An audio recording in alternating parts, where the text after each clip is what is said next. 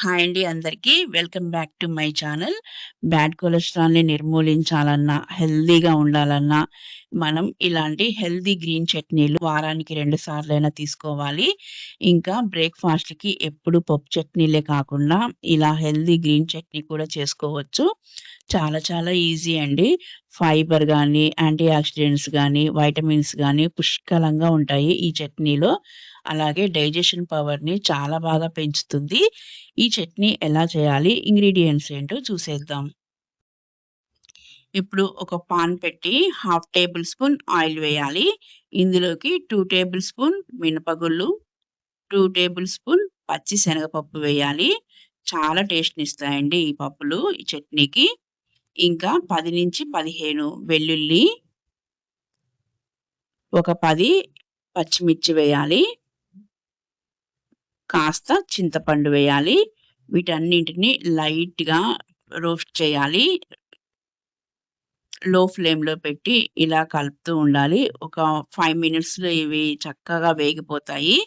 ఇలా లైట్‌గా వేయించాలి. ఇలా వేగాక ఇవి చల్లారపెట్టాలి. సో, మనం ప్లేట్‌లోకి తీసేద్దాం.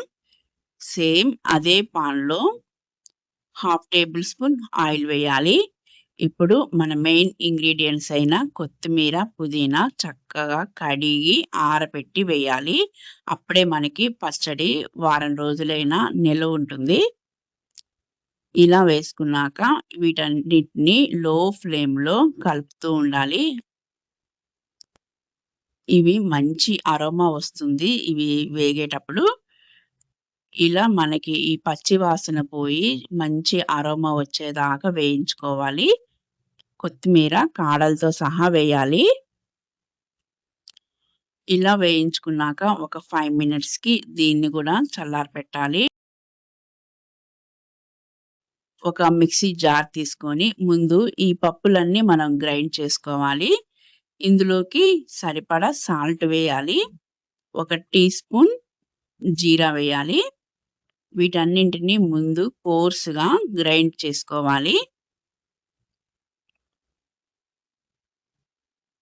ఇలా గ్రైండ్ చేసుకునేటప్పుడు మనం కావాలంటే వాటర్ కూడా యూజ్ చేసుకోవచ్చు.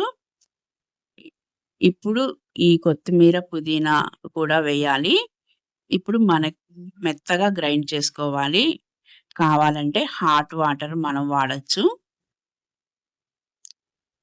నేను కాస్త హాట్ వాటర్ వాడాను. ఇలా పేస్ట్ చేసుకున్నాక పక్కన పెట్టేసి ఒక పాన్ తీసుకొని 1 టేబుల్ స్పూన్ ఆయిల్ వేసి పోపు దినుసులు వేయాలి. ఇవి వేగాక ఇందులోకి ఎండుమిర్చి, కరివేపాకు వేసుకోవాలి.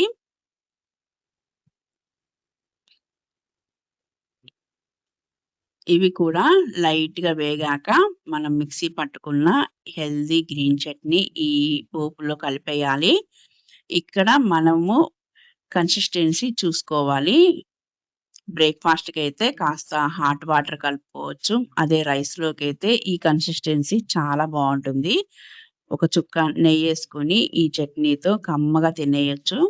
ఇలాంటి చట్నీలు చేసిన రోజు ఏ కర్రీ చేసుకోకుండా ఇలాంటి చట్నీతోనే ఆ రోజు రైస్ ఫినిష్ చేయాలి. చూసారు కదా! హెల్తీ గ్రీన్ చట్నీ చేయడం ఎంత ఈజీనో. మీరు కూడా ఇలా ట్రై చేస్తారని అనుకుంటున్నాను. నా వీడియో మీకు నచ్చినట్లయితే please like, share and subscribe my channel. మరిన్ని వీడియోస్‌తో మళ్ళీ కలుద్దాం. Thank you for watching.